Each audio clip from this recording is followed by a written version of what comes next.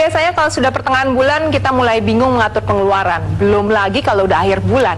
Padahal kalau kita pikir lebih jauh lagi, gimana kalau kita pensiun? Di saat kita sudah tidak punya penghasilan tetap lagi, akankah hidup kita senyaman sekarang? Temukan jawabannya tentunya hanya di Mata Uang.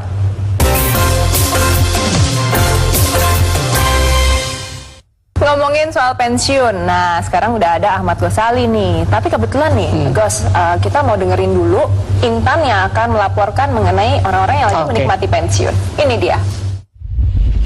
Pemirsa, saat ini saya akan bertemu dengan Ibu Maria. Ibu Maria ini seorang pensiun yang hidupnya sangat sejahtera saat ini. Kira-kira apa ya rahasianya dulu? Yuk ikuti saya.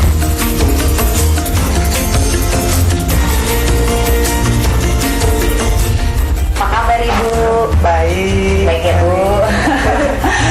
Wah, lihat Ibu kayaknya seger amat Ibu. Terima kasih. Ibu, saya mau tanya nih, kan biasanya orang di masa pensiun tuh jarang yang bisa sejahtera ya Bu. Biasanya mengharapkannya dari anak ya Bu ya. Kalau Ibu ini kayaknya beda deh, sejahtera banget. Apa sih Bu rahasianya? Saya pengen nanti kayak Ibu juga nih. Oh, saya sejak mulai bekerja memang sudah prepare untuk nanti masa tua saya ya. Sebagian dari penghasilan yang itu saya sudah sisihkan, jadi saya ikut dana pensiun. Oh, memang Ibu ikut dana pensiun? Tapi bukan dari kantor juga ada, cuman saya yang lain saya juga ambil juga dari double ya Bu, dari kantor dapat, terus Ibu juga buat di sendiri. kantor juga memang otomatis sudah dialokasikan, tetapi saya ambil yang lain juga. Oh, jadi Ibu dari kantor juga dapat, tapi Ibu juga ada yang lain ya. Nah, yang lain ini apa nih Bu? Saya dari awal ikut asuransi yang memang itu dana pensiun juga bentuknya gitu. Jadi kemudian juga terakhir sebelum menjelang pensiun, saya punya lahan sedikit, kemudian saya buat beberapa ruko untuk disewakan itu untuk tambahan masa pensiun saya. Wah, berarti Ibu memang sudah mempersiapkan dari masa produktif ya Bu ya. Punya asuransi yang dana pensiun, kemudian juga ada usaha untuk menambah di masa sekarang ya Bu ya. Kemarin terima kasih ya, rahasianya udah dibagi ke saya. Jadi saya mulai sekarang juga terpikir deh mau membuat dana pensiun seperti yang Ibu Maria lakukan ya. Iya. Nah, kan udah ada rahasianya nih yang dibagikan sama Ibu Maria, di mana memang harus menyiapkan dana pensiun dari kita usia produktif ya. Untuk lebih pastinya lagi dan biar nggak salah, kita tanya ya sama ahlinya langsung. Silakan. Nah, itu dia orang yang pensiun dan hidupnya nyaman. Tapi pensiun dengan sejahtera. Dengan sejahtera, itu enak banget ya. Betul. Tapi Gus, sebetulnya kapan sih kita mulai mempersiapkan pensiun gitu? Kalau misalnya kayak sekarang baru 30-an gitu. Oh, justru pensiun itu harus disiapkan sedini mungkin. Seberapa dini? Jadi teman-teman di rumah, gini, pensiun itu suatu hal yang pasti. Pensiun suatu hal yang pasti bahwa di satu saat nanti kita akan masuk ke usia pensiun. Oleh karena itu persiapannya tentu kita ingin lebih dini lagi. Bayangkan begini, kalau sekarang kita merasa, aduh kenapa harus siapkan dari sekarang, kan banyak orang nanya begitu. Terus sekarang juga udah katakanlah gaji pas-pasan. Tapi gini deh, kalau sekarang punya penghasilan saja mikir begitu, gimana nanti kalau udah pensiun nggak punya penghasilan lagi?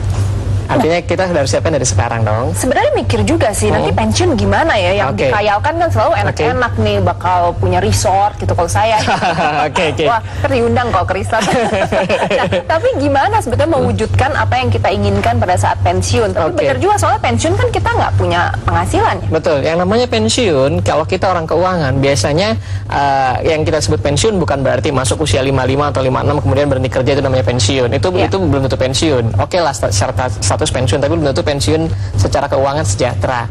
Biasanya kata kuncinya yang kita sebut dengan pensiun adalah Anda berhenti kerja, kemudian mendapatkan penghasilan secara pasif tanpa bekerja. Dan penghasilan pasif tersebut bisa mendukung kehidupan kita tentu dengan standar kehidupan yang kita inginkan. Jadi maksudnya masih bisa mendapatkan pendapatan gitu? Punya pendapatan untuk support standar kehidupan yang kita inginkan. Jadi kata kuncinya dua. Satu, ada passive income, ada penghasilan pasif. Yang kedua adalah penghasilannya bisa menghidupi kebutuhan kita sesuai dengan standar yang kita inginkan. Itu kata kuncinya. Oke, ada kata kuncinya ada sesuai dengan standar yang kita inginkan. Betul. Tadi standarnya mungkin punya resort. Ada yang standarnya mungkin liburan ke luar negeri setahun sekali. Ada mungkin standarnya adalah saya nggak harus jual rumah, nggak harus jual segala macam, tetap bisa tinggal di rumah mewah. Setiap orang punya standar masing-masing. Punya standar masing-masing, dan itu ditentukan dari sekarang ya. Betul. Kalau gitu bener dong kata teman saya, kalau hidup itu nggak sama seperti makan di warteg. Tapi kayak makan di fast food. Kalau warteg kan kita makan dulu baru bayar. Tapi kalau fast food kita tunjuk dulu, kita rencanakan mau makan apa, disuruh bayar Baru dulu. dibayar. Baru bisa Baru dimakan. makan gitu. Jadi sama seperti belakangan. sama seperti merencanakan pensiun, kita Iya. tentukan dulu mau pensiun seperti apa, Iya. kemudian kita bayar dulu dari penghasilan kita sekarang, baru kita nikmati setelah masuk usia pensiun nanti. Bener ya. Cocok banget. Cocok banget Cocok ya kayak banget. makan di fast food sebenarnya, bukan di warteg. Tapi ngomong-ngomong saya yakin banget nih pemirsa pasti penasaran banget apa yang disebut dengan passive income. Karena Oke. kan nggak kerja tapi dapat penghasilan. Oke. Yang namanya penghasilan pasif adalah penghasilan yang akan terus kita terima walaupun kita sudah tidak lagi bekerja. Itu namanya penghasilan pasif. Biasanya di masa pensiun kita punya penghasilan pasif, sumbernya ada 3. Yang pertama itu dengan cara bisnis. Tentu bisnisnya bukan bisnis yang baru coba-coba, bisnis yang baru belajar. Kenapa? Di masa pensiun terlalu besar risikonya. Anda pilih yang risikonya lebih kecil, yang sudah bisa Anda jalankan sendiri, dan yang tentu yang sesuai dengan passion Anda atau hobi Anda. Yang kedua, Anda bisa dapat penghasilan pasif dengan cara investasi produk-produk keuangan. Misalnya, yang paling penting Anda punya deposito, katakanlah untuk 5 tahun pertama masa pensiun Anda. Anda juga bisa dapat penghasilan pasif dengan cara berasuransi, dan juga bisa juga dengan cara obligasi. Yang ketiga, Anda bisa dapat penghasilan pasif dengan cara investasi di properti. Properti yang bisa Anda sewakan, itulah penghasilan pasif yang bisa Anda terima setiap bulan atau setiap tahun. Ini kalau bisa Begitu. bentuknya bukan tanah ya. Bentuknya bukan tanah, tapi Ya. properti yang bisa disewakan. Ingat, yang kita cari adalah penghasilannya, bukan kenaikan harga lagi. Gudang, ruko gitu Gudang, ya. ruko, Apapun lah yang bisa apartemen, disewakan ya. apapun yang bisa disewakan. Itu Ya properti. tanah juga tapi susah ya yang lainnya. Tanah agak sulit Agak-agak disewakan. susah gitu ya. Nah, pemirsa banyak juga Anda di antara Anda ingin bertanya dan ini salah satunya. Bagaimana sebaiknya mempersiapkan pensiun kalau waktu pensiun itu tinggal 5 tahun lagi? Masa pensiun saya kan masih lama, sekitar 20 sampai 25 tahun lagi. Gimana ya sebaiknya nyiapin pensiun di usia muda? Nah, itu gimana tuh? Ada 2 kasus. Yang satu 5 tahun lagi sudah mau pensiun, yang satu masih panjang banget, baru umur 30-an. Oke, jadi gini, setiap orang akan punya strategi pensiun yang berbeda-beda. Oleh karena itu jangan mengharapkan rumus generik untuk setiap orang. Tapi saya kasih gambaran umumnya deh. Tetap ada rumusnya 3 yang utama tadi. Anda jangan fokus ke bisnis. Kenapa? Karena dalam waktu 5 tahun lagi mungkin tidak cukup banyak waktu untuk bisa belajar bisnis baru. Ya. Oke, apalagi sekarang Anda sebagai karyawan tulen yang sudah terbiasa dengan gaya hidup sebagai karyawan, diatur oleh bos dan seterusnya. Sedangkan kalau bisnis kita harus ngatur sendiri segala macam. Jadi saya lebih sarankan mulai lirik properti dan juga siapkan deposito yang cukup besar yang bisa 5 tahun hidup pertama, 5 tahun pensiun pertama, kemudian juga kembangkan dengan properti untuk dapatkan sewa bulanan. Kalaupun mau bisnis silahkan, tapi basisnya untuk penyaluran hobi. Untuk penyaran hobi aja Yes. gitu. Apakah mungkin suka bikin kue ya Iya, atau apapun tapi gitu jangan ya. mengharapkan harus untung besar kemudian bisa menghidup dari situ. Enggak, hidupnya lebih banyak dari produk keuangan dan dari properti. Sedangkan yang masih agak panjang nih masa pensiunnya, Betul, masih punya waktu hampir 25 ya, tahun usia ya. baru biasanya kalau usia baru sekitar 30 tahun, maka kita belum punya modal yang cukup besar untuk bisa bangun bisnis baru atau untuk masuk ke properti, sehingga Anda jelas harus fokus dulu di investasi keuangan. Tapi tidak dengan deposito dulu. Di usia 30 Anda invest di produk keuangan yang sifatnya agresif. Ya. Dengan sifatnya agresif, tapi boleh juga dikombinasikan dengan sifatnya yang konservatif untuk persiapan pensiun dalam jangka panjang. Konservatif itu deposito. Deposito konservatif. Progresif Progresif itu misalnya saham. Oke. Tapi bisa juga pilih yang jangka panjang tapi agak pasti, misalnya asuransi pensiun. Oke. Itu dikombinasikan. Baru kemudian setelah masuk usia pensiun nanti, Anda bisa switch nanti, atau katakanlah 10 tahun, 15 tahun sebelum pensiun switch ke bisnis. Kalaupun tidak mau switch ke bisnis, mungkin 5 tahun sebelum pensiun baru kemudian switch ke properti. Oke. Jadi itu yang harus disiapkan Yes, sebetulnya. makanya Tapi bagi- kalau spendnya masih jauh itu banyak sekali pilihan sebetulnya. Pilihannya lebih Ya. banyak ketika kita masih lebih dini. Makanya saya selalu sarankan siapkan rencana keuangan Anda sejak sedini mungkin. Sejak sedini mungkin, Yes. karena ada banyak keuntungan yang bisa Anda dapatkan Betul, gitu ya. betul. Waduh, jadi makin penasaran nih sebenarnya dengan jawaban-jawaban Mas Gos ini. Gimana sih cara ngitung kita kalau mau pensiun itu sesuai dengan usia? lebih baik kita dan sebagainya? hitung bareng-bareng aja sesudah segmen ini, gimana? Oh, benar ya? Oke. Siapin kertas pulpen Oke, kali ya. yang di rumah tolong siapkan kertas, pulpen, kita akan sama-sama ngitung berapa sih kebutuhan pensiun Anda di masa pensiun nanti. Oke, baiklah. Tetap bersama kami hanya di Mata Uang.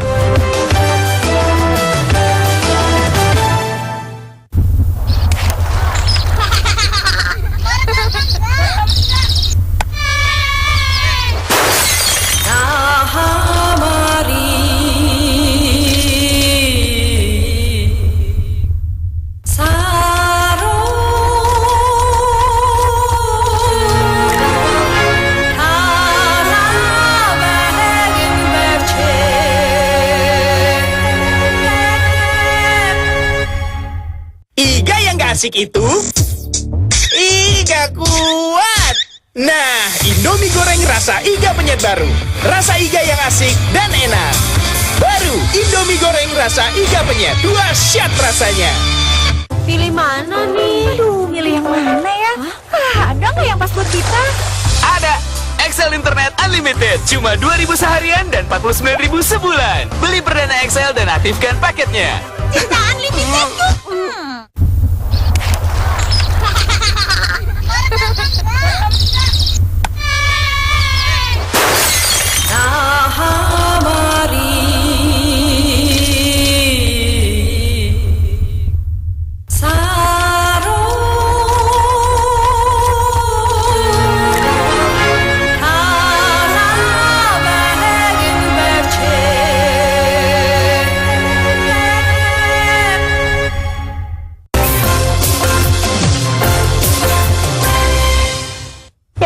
Bersama kami di Mata Uang, sudah siap kertas dan bolpen untuk menghitung-hitung kira-kira bagaimana untuk mendapatkan pensiun idaman. Nah, tapi kalau ngomongin soal pensiun idaman ya, itu kita sesuai dengan standar biaya hidup yang akan ditentukan. Kira-kira seperti apa sih? Oke, standar biaya hidup ini kita harus tentukan sendiri. Tiap orang pasti akan punya standar yang berbeda. Jadi jangan tanya, saya mau pensiun berapa yang harus saya invest. No, tanya dulu Anda mau pensiun seperti apa. Oh, setiap orang masing-masing harus beda, punya, ya? beda setiap orang. Jadi pensiun usia berapa, kemudian Anda lihat anak Anda di usia berapa, apakah anak sudah selesai sekolah atau belum. Kalau belum, berarti Anda harus siapkan juga biaya untuk pendidikan anaknya. Kemudian Anda mau pensiun di kota apa, ya kan? Menentukan Siapa juga. tahu pulang kampung Pulang gitu ya. kampung, di sana sudah punya rumah atau belum, tetap di Jakarta, tetap di kota besar, tetap di kota sekarang, rumahnya seperti apa, kemudian apa kegiatannya. Karena itu akan menentukan berapa sih biaya hidup kira-kira yang akan diperlukan ketika masuk usia pensiun nanti. Nah, standar itu yang harus ditentukan oleh setiap orang. Atau misalnya gini, ketika pensiun saya tidak mau mengurangi kualitas hidup saya sekarang. Ya. Saya sekarang senang dengan kualitas hidup dengan misalnya saja angka 10 juta.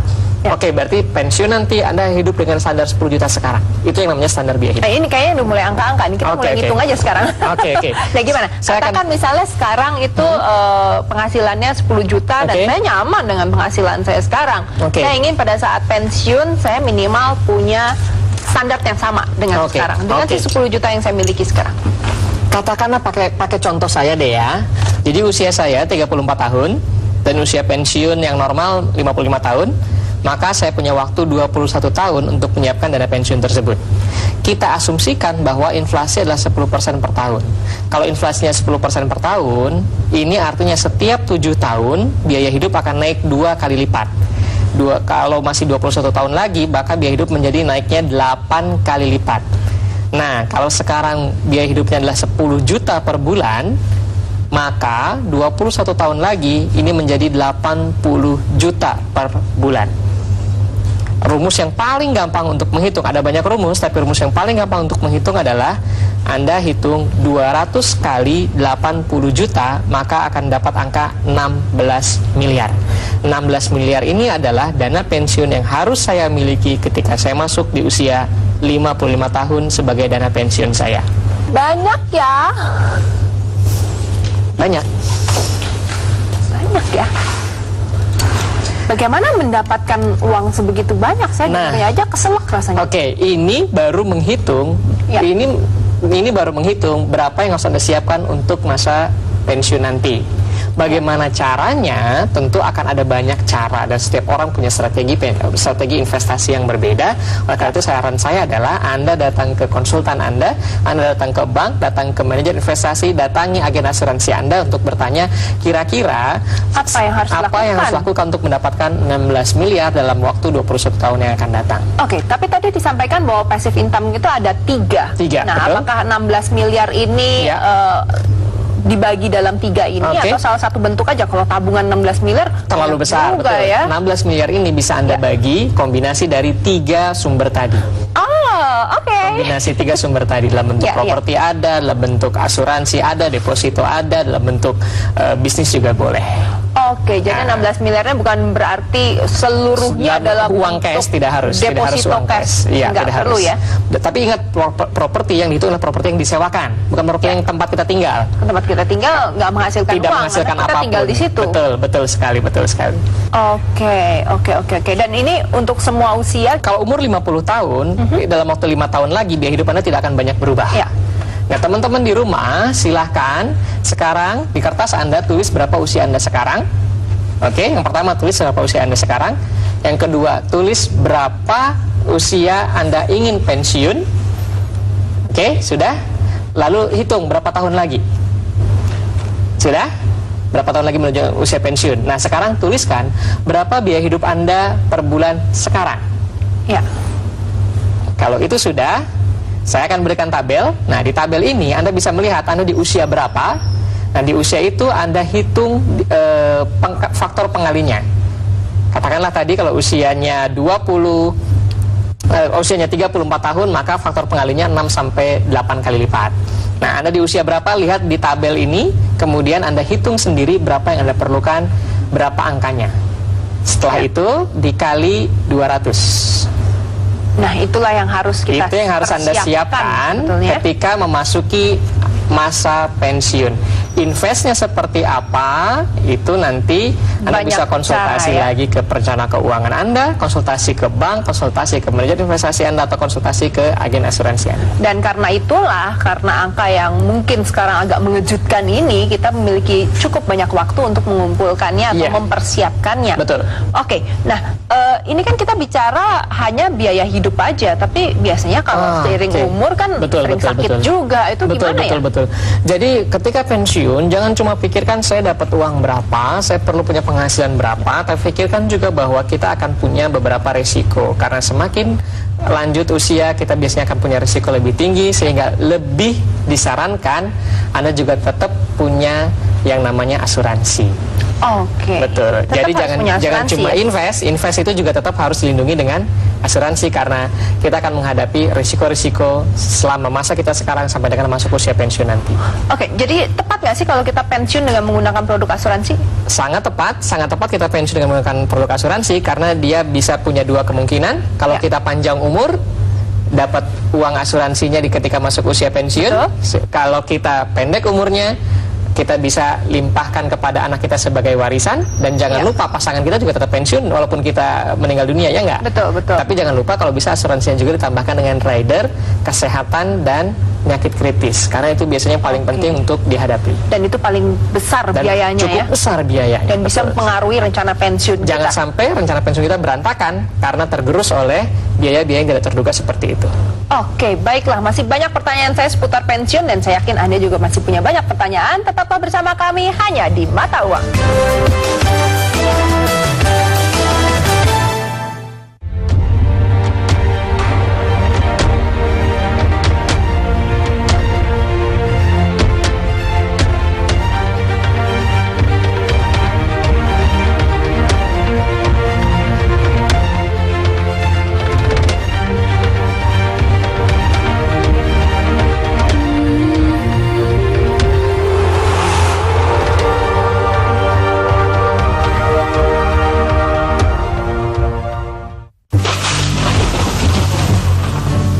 Kok basah? Bocor ya? Tidak bocor kok. Aduh, bocor. Sekarang kita gunakan No Drop. Tenang, tembok sudah dilindungi oleh No Drop cat pelapis anti bocor. Yuk tidur. Loh, apa ini? Wih, naga. Sedia No Drop sebelum hujan.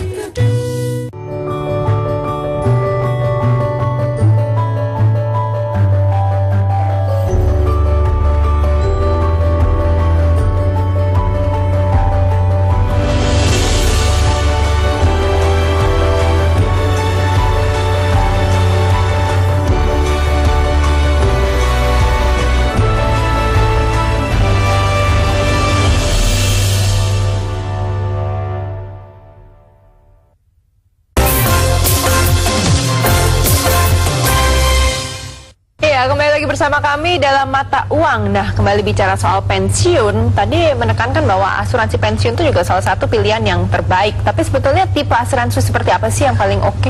Oke, jadi sebetulnya itu adalah diversifikasi. Ya. Jangan cuma fokus di satu produk, tapi lebih baik kita kita pakai berbagai produk supaya kita bisa menghadapi pensiun dengan baik. Oke, soalnya nggak boleh naruh telur dalam satu keranjang katanya betul ya. sekali. Dan juga kita bicara masalah tarif, ya nggak? Kita bicara masalah investasi yang lebih optimal. Jadi kita harus punya kombinasi atau portofolio yang baik untuk persiapan pensiun kita. Sesuai dengan prinsip bahwa high risk, high return, low risk, low return. Jadi ada yang pendapatannya tinggi tapi sedikit berisiko. Jadi harus ada kombinasi dengan yang pendapatannya nggak setinggi itu tapi lebih aman. Betul ya? sekali, betul sekali. Jadi kita punya asuransi untuk cover kita cover risikonya. Kita juga kombinasi dengan investasi yang lain. Kita investasi juga misalnya di reksadana, di emas dan lain-lain. Nah, ketika masuk usia pensiun, baru kita alihkan seperti yang tiga kombinasi penghasilan pasif tadi. Itu cara yang paling bagus untuk properti, bisnis, juga produk keuangan. Produk keuangan juga bisa dibagi lagi. Deposito ya punya, asuransi ya punya. Betul. Mungkin saham juga boleh juga. Saham juga boleh, saham gabungan atau saham-saham yang disebut dengan blue chip gitu ya. Ya, tapi beda strateginya ketika masa persiapan pensiun dan masa pensiun. Ketika masa persiapan pensiun kita boleh agresif, tapi ketika masuk masa pensiun kita cenderung lebih konservatif. Yang aman-aman saja. Ya. Kalau yang masih muda kita bisa nih beli saham jual, beli saham jual gitu. Jantungnya juga masih kuat ya. Betul sekali. Gitu, karena itu deg-degan banget kan gitu ya. Tapi di situ resikonya kita rugi. Bisa rugi gitu ya. Tapi masih punya waktu untuk bisa recover lagi. Beda dengan ketika masuk usia pensiun, sudah tidak ada punya waktu untuk recover. Dan jangan lupa tadi proteksinya dengan asuransi kesehatannya kalau bisa diperhatikan betul ketika memasuki usia pensiun. Karena harus diperhatikan ya? Iya, karena ketika masuk usia pensiun, semakin senior kita akan semakin rentan terhadap masalah kesehatan. Iya. Ini harus dipersiapkan untuk memproteksi segala persiapan yang sudah kita lakukan untuk pensiun. Betul sekali. Nah, tapi mungkin paling enak adalah pegawai BUMN, kemudian PNS, karena kan sudah dijamin ada pensiunnya, sudah disiapkan negara. Perlu kita persiapkan lagi nggak? Banyak di antara kita yang salah persepsi bahwa dengan menjadi PNS, dengan menjadi karyawan BUMN, maka pensiun sudah terjamin. Tidak. Hati-hati. Saya kasih contoh. PNS itu sekarang penghasilan yang dibawa pulang itu bisa 2 kali lipat, bisa sampai 5 kali lipat dari gaji pokok. Bedakan antara gaji pokok dan take home pay atau penghasilan yang dibawa pulang. PNS itu 2 sampai 5 kali lipat bisa loh. Sedangkan ketika mereka masuk usia pensiun, mereka akan mendapatkan pensiun yang besarannya adalah 70% dari gaji pokok, bukan dari take home pay tapi dari gaji pokok. Artinya saat ini Anda masih aktif bekerja mendapatkan 5 kali lipat dari gaji pokok. Begitu bulan depan Anda pensiun akan mendapatkan pensiun sebesar 70% dari gaji pokoknya saja. Itu artinya Anda cuma dapat sekitar 7% dari take home pay sebelum pensiun. Stres nggak? Jadi tetap harus ada persiapan ya? Tetap harus ada persiapan. Jangan cuma mengandalkan dana pensiun dari negara, tapi juga Anda harus persiapkan dana pensiun Anda sendiri. Begitu juga dengan karyawan BUMN, apalagi BUMN biasanya kan gaji pokok tertentu ditambah tunjangan sehingga take home pay-nya besar. Sedangkan ketika pensiun yang dihitung biasanya ada ini, ada betul itu, sekali. Sedangkan ketika pensiun yang dihitung adalah dari gaji pokok. Jadi tetap harus semua orang harus punya persiapkan dana pensiun sendiri. Dan ini juga berapapun yang Anda terima ternyata tetap harus disisihkan untuk ditabung untuk masa depan ya? Iya, betul sekali. Waduh, seru banget ya hari ini ya. Cara penghitungan sudah ada, usia berapapun Anda tinggal menghitung kira-kira seperti apa kehidupan di masa pensiun Anda. Kemudian juga kita tadi sudah membahas apakah PNS atau kerja swasta itu sama-sama harus memikirkan masa pensiun. Nah, sebelum kita tutup mungkin sekali lagi Mas Gos, kita sampaikan kepada pemirsa apa yang harus dilakukan. Teman-teman di rumah, pensiun adalah satu hal yang akan sama-sama kita lewati. Tapi Anda punya 2 pilihan. Apakah Anda pensiun dan menunggu apa yang terjadi, atau Anda siapkan pensiun Anda dengan sejahtera dari sekarang. Ingat, kalau Anda sekarang merasa, aduh, penghasilan saya pas-pasan, gimana mau persiapan dana pensiun? Ingat, kalau Anda seperti itu sekarang, sedangkan Anda masih punya slip gaji, bagaimana dengan nanti ketika Anda sudah pensiun, sudah tidak punya lagi slip gaji? Maka Anda harus siapkan juga dari sekarang. Saran saya, ada 3 langkah yang bisa Anda lakukan. 3 langkah yang perlu Anda lakukan untuk menyiapkan dana pensiun. Yang pertama, Anda tentukan dulu standar hidup masa pensiun Anda. Miliki impian-impian di masa pensiun. Apakah ingin tinggal di desa? Apakah ingin punya bisnis tertentu? Apakah ingin jalan-jalan setiap hari dan seterusnya? Miliki impian, karena impian inilah akan memotivasi Anda untuk bisa menyiapkan dana pensiun dengan baik. Yang kedua, datangi agen asuransi, perencana keuangan, investment advisor, perbankan, manajer investasi, siapapun yang bisa membantu Anda untuk menyiapkan strategi untuk menyiapkan dana pensiun tersebut dengan baik. Dan yang ketiga, konsisten dengan rencana yang Anda miliki. Jangan tergoda dengan hal-hal yang sekarang menggoda Anda, karena di masa pensiun nanti Anda sudah tidak punya pilihan lagi. Usia makin lama makin mendekati masa pensiun. Itu saja dari saya. Mari kita pensiun dengan sejahtera. Oke, asik banget. Thank you banget Mas Gos. Dan itulah perbincangan kita pada hari ini pemirsa. Dan jangan lupa, mungkin Anda bisa mempersiapkan masa pensiun Anda supaya nanti bisa pensiun dengan sejahtera ya. Sementara minggu depan kita akan kembali mengunjungi Anda dengan topik-topik yang tidak kalah menariknya seputar pengelolaan keuangan untuk masa depan yang lebih baik. Terima kasih perhatiannya dan sampai jumpa. Ciao.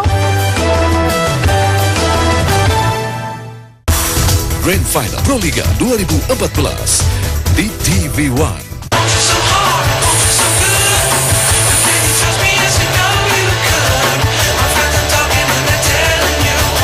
Waste your time cause the boys bad news. Yaxivac, wanginya menggoda kemanapun kamu pergi. Membersihkan rumah untuk menyambut ratu bersih bukanlah masalah. Sif Cream angkat kotoran bandel dengan mudah di seluruh rumah. Begitu bersih, ratu pun memberi gelar pada wanita dan keluarganya. Sif Cream selalu berakhir indah setiap hari.